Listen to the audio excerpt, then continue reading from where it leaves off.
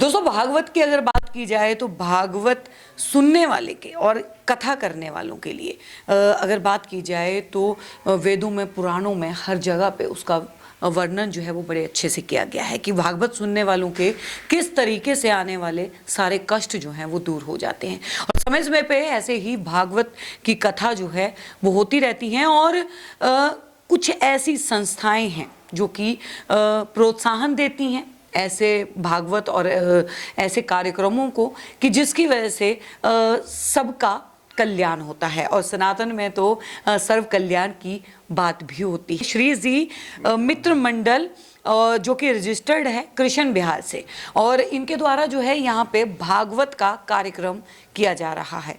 वाकई में ही बड़ा अनूठा ये कार्यक्रम है, बड़ा ही सुंदर जो है वो वर्णन और चित्रण यहाँ पे कथावाचक बालकृष्ण जी के द्वारा किया जा रहा है। लेकिन सबसे पहले जो हैं संस्था के जो संरक्षक हैं हम उनसे बात करेंगे। पाठक जी हमारे साथ हैं।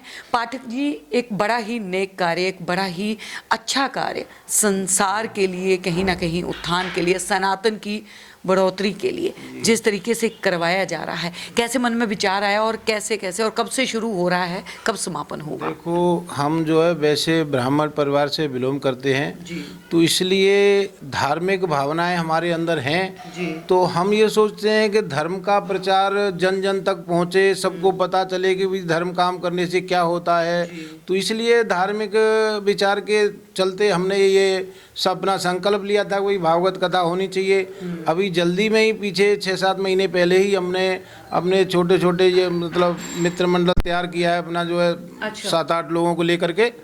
तो उस मित्र मंडल में और लोगों की भावना रही, जैसे कि हमारे ये पंडित जी हैं, ये अपने इसमें कोषाध्यक्ष का काम संभालते हैं, मंडल को पूरे को मैनेज करते हैं। तो उसमें क्या है कि हम लोग जो है सब मिलके ही ये फैसला लिया हमने कि भाई हमें एक भागवत का आयोजन करना चाहिए।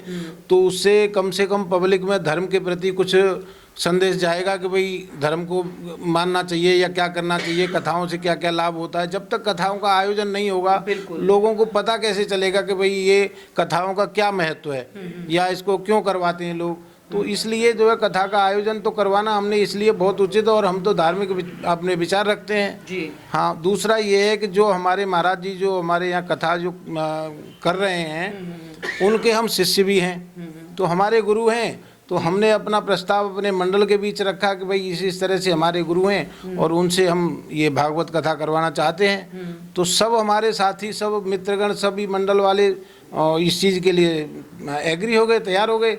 तो हमने फिर उसका जो है ये बनाया प्रोग्राम सब। पाठक जी, मंडल कब स्थापित हुआ और कौन कौन लोग मंडल से जुड़े हुए हैं? मंडल से अभी लोग हमारे पास इस समय जो है मंडल से लोग जुड़े होंगे कम से कम 10-15 लोग।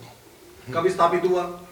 ये स्थापित हमने अभी करवाया था, इसमें गर्मियों में ही, जून में करवाया जी। क्या उद्देश्य है मंडल का स्थापित करने का? मंडल का उद्देश्य ये है कि कोई ये इस तरह के हम धार्मिक कार्य करते रहें या कोई छोटा मोटा एनजीओ टाइप का हम बनाना चाहते हैं, इससे किसी गरीब का या किसी ज़रूरतमंद का कुछ फ़ायदा हो, कुछ भला हो। तो इस तरह से हम इस तरह का काम भी करना चाहते हैं। इसके जून से लेके अभी दिसंबर तक लगभग मंडल क्या क्या काम कर चुका है? जो इससे पहले ये हम जो है जून के बाद हमारा एक जन्माष्टमी का प्रोग्राम भी हुआ था। अपना एक मंदिर है हमारा, राधा कृष्ण मंदिर, हम यहीं पे ही, हाँ, किशन बिहार में ही, और वहीं हम लोग बैठते हैं। पंडित जी हमारे वहीं सेवा देते हैं मंदिर में। तो उस पे मंदिर पे हमने जन्माष्टमी का प्रोग्राम किया था। कथा और धार्मिक कार्यक्रम भी कराएगा या परोपकार के पुण्य के काम भी कराएगा? पुण्य के काम बताया ना मैंने आपको, एनजीओ टाइप के, किसी जरूरतमंद की जरूरतें पूरी हों, इस तरह का काम भी हम करेंगे आगे भविष्य में। जी, कितने लगभग जो है श्रोतागण जो है वो आ रहे हैं भागवत में सुनने के लिए? लगभग ये बात ऐसी है कि श्रोताओं का तो हमने काउंटिंग नहीं की है, लेकिन ये है कि हमारी जो कलश यात्रा निकली थी उस कलश यात्रा में 251 कलश थे जी। महिलाओं ने बढ़ चढ़ के भाग लिया जी, बहुत अच्छा।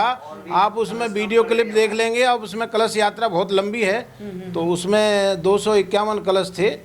तो उसके हिसाब से आप अपना कैलकुलेट कर लेना कि भाई कितनी पब्लिक रही होगी या कितनी आने वाली है। और अभी तो 2 ही दिन हुए हैं कथा के, अब आगे आने वाले समय में भीड़ कथा में होगी। क्षेत्र के कितने लोग जो हैं वो उपस्थित हो रहे हैं? बाहर से भी कुछ श्रोतागण आ रहे हैं? बाहर से भी आते हैं, जो लोग हमारे गुरुदेव से जुड़े हुए हैं वो गुरुदेव का ये पता लगा लगता है कि वहाँ कथा हो रही है तो वो लोग भी आते हैं यहाँ सुनने के लिए जी। हाँ, बाकी ये है कि यहाँ लोकल के तो अपना सब आते ही हैं, जो जो अपना जिनके पास समय है। भाई किसी के पास कोई ड्यूटी जा रहा है, किसी समय नहीं समय है तो वो एक अलग चीज़ है, बाकी जिनके के पास समय होता है वो उपस्थित होते हैं। पाठक जी, क्या संदेश जो है वो लोगों को देना चाहते हैं कि भागवत जो है वो एक सनातनी के, एक हिंदू के लिए जरूरी क्यों है, और क्यों भागवत का जो है वो कथा का श्रवण जो है वो करना चाहिए?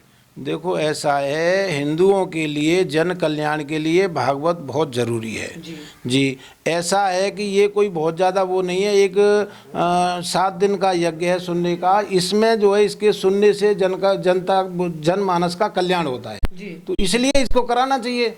बाकी ऐसा है कि इससे ज़्यादा इसके विषय में अगर आप कोई जानकारी लेना चाहते हो तो मेरे पूज्य गुरुदेव इसके बारे में आपको पूरी जानकारी देंगे जी। जय श्री राधे, जय श्री कृष्ण। तो महाराज जी, मैं ये जानना चाहती हूँ, भागवत क्यों जो है वो अनिवार्य है सुनना? भागवत का मतलब है कि अपने जीवन को, मनुष्य की एक जो जीने की कला जो होनी चाहिए जी, उस कला को हमें जीना सिखाती है, हमें अधर्म से धर्म की तरफ पहुंचाती है, पारिवारिक जीवन सिखाती है। एक माँ का एक पुत्र के प्रति क्या धर्म होना चाहिए, पुत्र को किस तरह से हमें सही मार्ग की तरफ जोड़ना चाहिए, हमें परिवार को किस तरीके से संगठित करना चाहिए, पितरों का ऋण हमारे ऊपर जो है उस पितृ ऋण को हमें किस तरह से चुकाना चाहिए, ये सब हमें भागवत कथा से सीखने के लिए मिलता है। अंतिम सवाल लेती हूँ महाराज जी। एक अंतिम सवाल है कि इन दिनों जो है ये कहा जाता है कि तारा डूबा हुआ है, जो कि अब कोई भी शुभ कार्य जो है वो अब नहीं होंगे 15 दिसंबर के बाद से, ऐसा माना जाता है। मतलब क्या होता है ये, थोड़ा सा जो है वो जानकारी चाहते हैं दर्शक। हमारे सनातन धर्म में एक ज्योतिष के हिसाब से गुरु अस्त होने के बाद शादी विवाह इत्यादि कार्यक्रम नहीं होते हैं, शुभ कार्य नहीं होते, अथवा गृह प्रवेश नहीं होते हैं, अथवा कोई विशेष चाहना के लिए कोई अनुष्ठान हो रहा है, कोई विशेष यज्ञ हो रहा है, वो उस समय में नहीं होते हैं। हम कहें भागवत कथा की, हम कहें राम कथा की, हम कहें शिव महापुराण कथा की, या अन्य हमारे जितने भी पुराण हैं, किसी भी पुराण की कथा की, तो भगवान की भक्ति कभी भी होगी। भगवान की भक्ति किसी भी समय होगी। भगवान की भक्ति करने का कोई समय नहीं है। जब मन में भगवान के प्रति इच्छा जागृत हो जाए, जब ही भगवान की तरफ बढ़ जाएं। क्यों? आज के कल का पता नहीं है कि जीवन का कहाँ अंत हो जाए, इसलिए जब हमारे मन में इच्छा जागृत हो जाए, आज हमें भगवान की भक्ति का ये कार्य करना है, वो तभी कर देना चाहिए, वो कल के लिए नहीं छोड़ना चाहिए। क्योंकि आज हमारी जो श्वास है, आज हमारा जो शरीर चल रहा है, वो कल को चलेगा, कोई ज़रूरी नहीं है। इसलिए शुभ कार्य की कोई मन में आवे तो कल करे सो आज कर, आज करे सो अब, और पर में परलें होएगी बहुर करेगो कब। अगर पाप कर्म की कोई कभी मन बिगड़ जाए, कोई विकृति अगर पैदा हो जाए और पाप कर्म करने की अगर मन में आवे, तो जैसा महापुरुषों ने कहा है कि आज करे सो कल करे और कल करे सो परसों, ऐसे ही सोचा साची में तेरी बीत जाएंगी बरसों, शायद वो पाप कर्म हमसे कभी ना हो। इसलिए मैं यही कहूँगा कि शुभ कार्य करने की जब मन में आ जाए तुरंत कर देना चाहिए। कुछ अनुष्ठान जो संकल्पित होते हैं, विशेष किसी कामना के लिए होते हैं, वो तारा अस्त में या गुरु अस्त में नहीं होते हैं जी। नाम जप से फायदा होता है, लाभ होता है उसको? नाम जप के लिए अगर हम कहें तो तुलसी बाबा हमारे कह रहे हैं कि कलयुग केवल नाम आधारा, सुमिर सुमिर नर उतर ही पारा।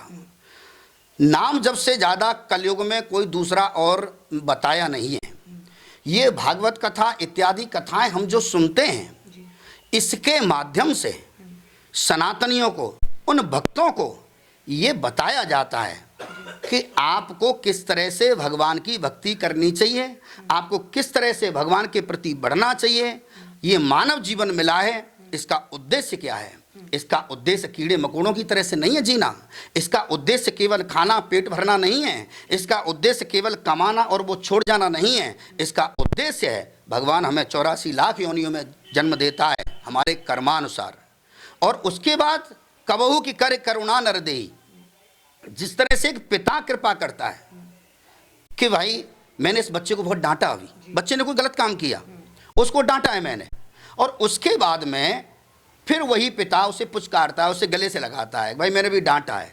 उसी तरह भगवान हमारे ऊपर करुणा करते हैं कि मैंने इसे 84 लाख योनियों में भटकाया है, बहुत परेशान हो गया, अब मैं इसे मनुष्य का जन्म दे दूं जिससे पुनरपि जन्मम पुनरपि मरणम पुनरपि जन्नी जठरे सहनम, ये बार बार आना बार बार जाने से इसका पीछा छूट जाए और ये भक्ति करके आवागमन से अपना पीछा छुड़ा ले और इसका कल्याण हो जाए और इसका उद्धार हो जाए। यही भगवान हमें प्रेरित करते हैं। नाम जप का कलयुग में सबसे बड़ा प्रभाव है। सबसे ज़्यादा अगर कुछ करना चाहिए तो कलयुग में केवल और केवल नाम जप करना चाहिए। गुरु धारण अनिवार्य है, गुरु का होना।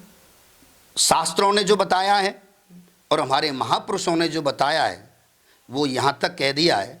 बाबा तुलसी ने तो ये कह दिया है कि गुरु बिन भवनिद तरही न कोई, चाहे बिरंच शंकर सम होई।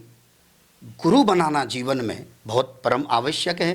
गुरु बनाने के बाद ही मनुष्य जन्म की उस दिन से शुरुआत मानी जाती है। क्यों? जब हमारे ध्रुव जी और तपस्या करने के लिए जा रहे थे तो उस समय उनको बोध नहीं था कि कोई गुरु बनाने चाहिए या गुरु क्या चीज़ होती है।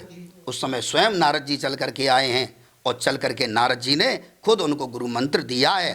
बोले बेटा कितने समय तक ये मंत्र जपता रहेगा, भगवत प्राप्ति नहीं होगी। गुरु ही वो मार्ग मंत्र के द्वारा बताते हैं और हमें भगवत प्राप्ति होती है। जय श्री कृष्ण।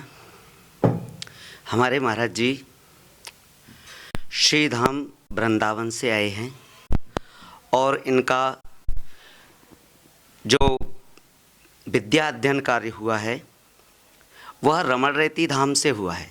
गोकुल रमण रेती धाम है जो महावन में है और गुरु शरणानंद जी के आश्रम में गुरु जी के सानिध्य में इनका लालन पालन हुआ है और शिक्षा दीक्षा हुई है। गुरु जी का और हमारा लगभग साथ साथ ही पढ़ाई हुई है और वहीं आश्रम में रह कर के हमने विद्या अध्ययन किया है। और महाराज जी अच्छे पढ़े लिखे हैं, योग्य हैं, शास्त्रीय आचार्य आदि की डिग्रियां हासिल की हैं और इनकी जो कथा वार्ता जो चल रही है और भक्ति मार्ग में लगे हुए हैं, बहुत दृढ़ और शीलता से लगे हुए हैं। महाराज जी, गुरु जी कितने समय से किशन विहार में मौजूद हैं और क्या कर रहे हैं उस विषय में भी बताइए। महाराज जी हमारे यहाँ श्री जी मित्र मंडल के द्वारा जो कथा का आयोजन किया गया है उस कथा में महाराज जी पूर्ण रूपेण समर्पित हैं और वह 19 तारीख से आए हुए हैं। यहाँ हमारे को निर्देशन देते हुए जैसे जैसे हमें मार्गदर्शन बताया है उस हिसाब से हमने उसकी तैयारी की है और तैयारी करके हमने यात्रा आरंभ की 20 तारीख को और उसके बाद 21 तारीख को कथा प्रारंभ हो गई है। और महाराज जी हाँ कितनी तारीख तक कथा है? और 28 तारीख तक 28 को भंडारा है और 21 तारीख तक कथा का पारायण है। किशन विहार और उसके 27 तारीख। सैकड़ों हजारों लाखों लोग आपको देख रहे हैं, इस कथा में आमंत्रित करते हुए लोगों को क्या कहना चाहेंगे? अभी 28 तारीख तक कथा चल रही है। मैं सभी लोगों से यही कहना चाहूँगा कि श्री जी मित्र मंडल और महाराज जी की तरफ से सबको आमंत्रित है, सबको आना चाहिए और इस सनातन संस्कृति को बढ़ाने के लिए हमें आगे के लिए भी प्रस्तुत रहना चाहिए। और महाराज जी की अगली कथा 4 जनवरी से अमन विहार में होने वाली है, मेगा बैंक्वेट हॉल में। आप सभी लोग वहाँ पर भी उपस्थित हों और यहाँ पर भी आएं।